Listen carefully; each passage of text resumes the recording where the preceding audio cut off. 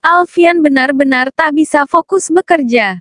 Kejadian tadi pagi terus terbayang di ingatannya. Sebagai laki-laki yang normal, wajar rasanya jika dia begitu tergoda melihat untuk pertama kalinya wanita secantik istrinya dalam balutan handuk yang mengekspos sebagian tubuhnya. Lagi-lagi dirinya bersyukur, busana dan cadar telah menutupi keindahan tubuh dan wajah istrinya selama ini. Lagi-lagi dia juga merasa beruntung. Karena semua keindahan itu adalah miliknya. Hanya untuknya, dia menarik kembali seluruh ucapannya. Menyesali semua perkataannya yang berkoar tak akan tergoda dan menyentuh istrinya. Karena nyatanya sekarang, dia sangat menginginkan Aisyah. Besok Abah sudah boleh pulang, ujar Aisyah dengan senang. Umi dan Zainab juga tampak bahagia. Aku ingin Abah tinggal dan beristirahat di rumahku dulu, ucap Aisyah penuh harap. Maafkan Abah nak, sebaiknya Abah langsung pulang saja ke pondok. Abah tidak ingin merepotkanmu dan suamimu. Kenapa Abah bicara seperti itu? Aisyah terlihat sedih. Lain kali saja kami menginap nak. Kami harus secepatnya pulang ke pondok karena tidak bisa meninggalkannya lebih lama lagi.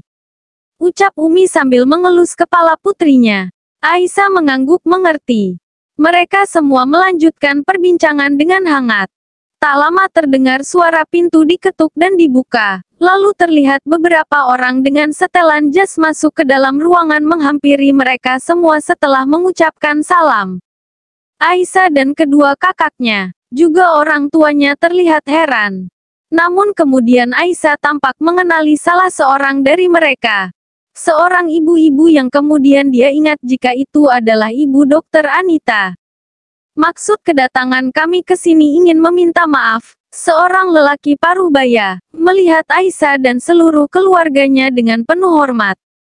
Minta maaf, ucap Kak Ahmad heran. Aisyah yang sedari tadi berpikir tampak sedikit mengerti. Maaf, lebih baik kita bicara di luar saja. Ucap Aisyah cepat sambil membuka pintu meminta semua orang untuk keluar.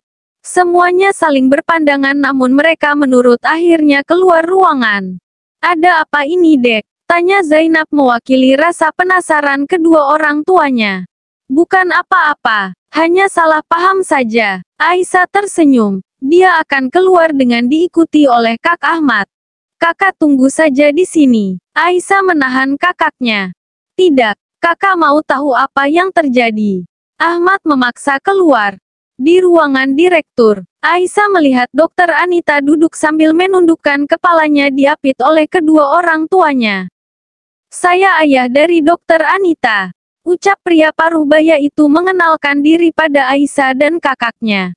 Dan ini ibunya. Pria itu menunjuk seorang wanita di sampingnya, di mana sebenarnya Aisyah pernah bertemu dengannya. Kami kesini ingin meminta maaf atas kesalahan anak kami. Tolong maafkan kesalahan anak kami. Kami tahu jika perbuatannya sudah sangat keterlaluan. Pria parubaya itu meminta maaf dengan bersungguh-sungguh pada Aisyah. Ahmad yang tidak mengerti melirik Aisyah yang duduk di sampingnya. Saya sudah memaafkan Dokter Anita. Insya Allah saya sudah melupakan semua perbuatannya pada saya. Jawab Aisyah sambil melihat Anita tepat di depannya. Desi dan suaminya tampak senang. Mereka langsung melihat direktur rumah sakit. Sebenarnya Dokter Anita sudah kami pecat, mengingat attitude-nya yang sangat buruk dan tidak profesional. Mencoreng nama baik profesi dan lembaga rumah sakit. Tidak bisa membedakan mana urusan pribadi dan pekerjaan. Direktur itu melihat Aisyah dan kakaknya bergantian. Tapi atas permohonannya dan kedua orang tuanya juga mempertimbangkan kinerja dan loyalitasnya selama ini pada pekerjaan dan rumah sakit ini. Kami mempertimbangkan untuk kembali mempekerjakannya dengan syarat Anda sudah memaafkannya dan berjanji tak akan lagi mengulangi perbuatannya. Aisyah mengangguk mengerti. Insya Allah saya sudah memaafkannya. Syukurlah kalau begitu. Semua orang tampak senang. Tunggu dulu, memangnya apa yang sudah dia lakukan padamu? Ahmad tidak bisa lagi menahan rasa penasarannya. Dia melihat adiknya yang terdiam tidak mau menjawab. Maaf, saya tidak tahu menahu. Tolong ada yang mau menjelaskannya.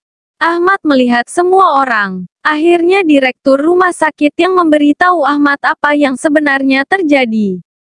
Dia sudah menghinamu dan menarik kadarmu di depan banyak orang. Ahmad melihat adiknya tak percaya. Aisyah terdiam. Ahmad tampak sangat marah. Dia sudah menghina bukan hanya adik saya tapi juga agamanya. Ucap Ahmad dengan geram, menarik paksa cadar seorang muslimah apalagi di depan umum, sama halnya seperti menelanjanginya bulat-bulat. Apa putri Anda tahu jika kelakuannya itu bisa membuatnya masuk penjara? Kami bisa melaporkannya atas dugaan pelecehan dan penistaan agama. Ahmad melihat ayah Anita, tidak sanggup untuk melihat Anita langsung karena dia yang selalu menurunkan pandangannya pada wanita bukan mahramnya. Kalian pasti juga tahu jika menyangkut tentang urusan agama. Baik itu pelecehan atau penistaan. Hukum di negara kita tidak main-main. Anita terlihat kaget. Dia menjadi sedikit ketakutan. Sementara yang lainnya hanya terdiam. Karena apa yang dikatakan Ahmad memang benar adanya. Anita bisa terkena kasus hukum jika Aisyah berniat melaporkannya. Apalagi banyak saksi yang melihat sewaktu kejadian. Mereka tahu jika ini masalah serius. Penistaan agama sangat berat hukumannya. Sudah kakak, kita tidak usah memperpanjangnya lagi. Memangnya apa masalahmu dengannya? Kenapa bisa dia menarik kadarmu? Semuanya ini terjadi karena permasalahan di antara mereka. Anak saya sudah lama menjalin hubungan dengan Dr. Alfian. Desi yang sedari tadi membisu melihat Ahmad. Ahmad tampak lebih kaget lagi. Kini dia mulai mengerti. Tiba-tiba pintu terbuka. Alfian terburu-buru masuk dengan masih mengenakan baju operasinya. Karena permintaan Ahmad, semua orang keluar sebentar karena dia ingin berbicara dengan Anita juga Aisyah dan suaminya. Dia berjanji akan menceraikan istrinya setelah setahun pernikahan mereka. Dia juga bahkan berjanji tidak akan pernah menyentuh istrinya demi aku. Anita melihat Ahmad yang sedari tadi mendengarkan perkataannya sambil menunduk. Aisyah dan Alfian hanya saling berpandangan ketika Anita terus mengatakan semuanya. Kami saling mencintai, tapi perjodohan itu membuatnya terpaksa menikahi Aisyah.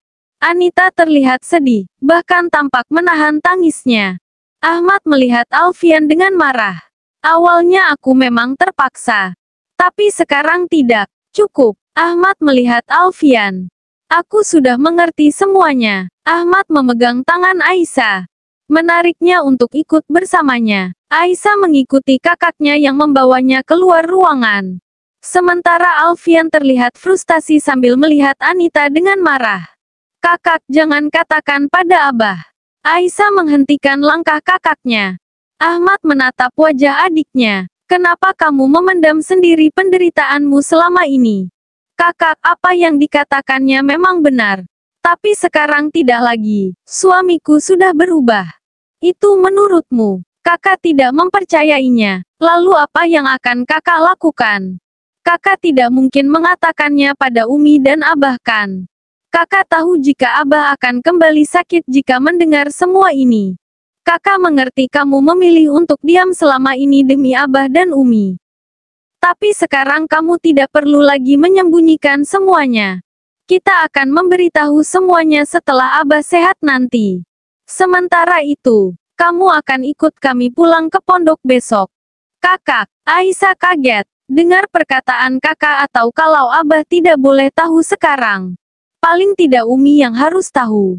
Aisyah terlihat lebih kaget lagi. Suamimu bukan laki-laki yang baik. Lelaki macam apa yang masih menjalin hubungan dengan wanita lain padahal dia sudah menikah? Suami macam apa juga yang berjanji tidak akan menyentuh istrinya sendiri? Kakak awalnya memang seperti itu, tapi sekarang tidak.